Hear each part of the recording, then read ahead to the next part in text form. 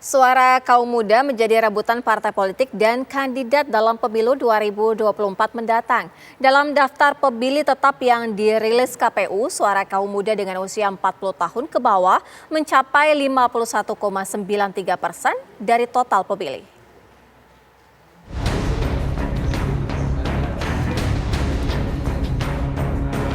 Komisi Pemilihan Umum KPU RI telah menetapkan daftar pemilih tetap DPT untuk pemilu tahun 2024 mendatang.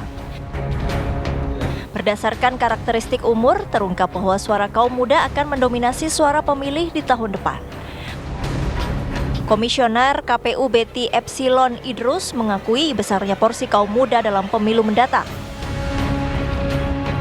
Dari total 204 juta pemilih, pemilik suara berusia 17 hingga 40 tahun mencapai 106 juta pemilih atau sekitar 51,93% dari total DPT.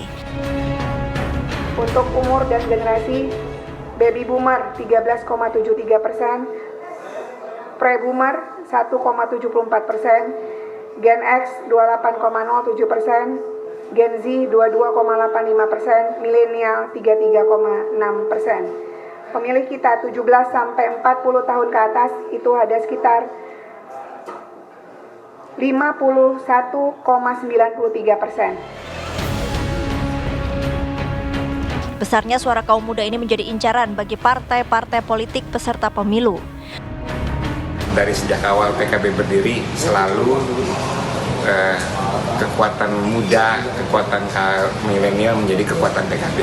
Kita akan sambut pemilu dengan percaya diri yang besar dan PKB sangat terbuka luas bagi peran kaum muda, kaum milenial. Bahkan secara khusus kami membentuk sayap kanan Garda Bangsa yang memiliki program-program bagi milenial.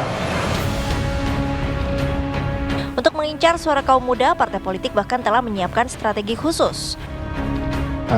Kelompok milenials itu sudah kita duga sebagaimana sebelumnya.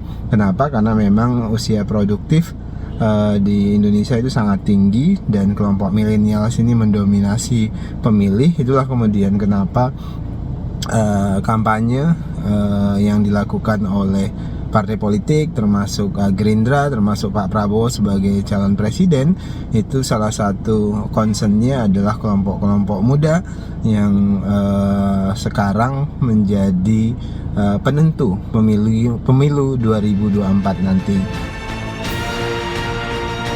Bukan hanya besar dari porsi suara dalam DPT, beberapa survei juga memperkirakan tingginya tingkat partisipasi para pemilih muda dalam pemilu mendatang. Tim TV One mengabarkan.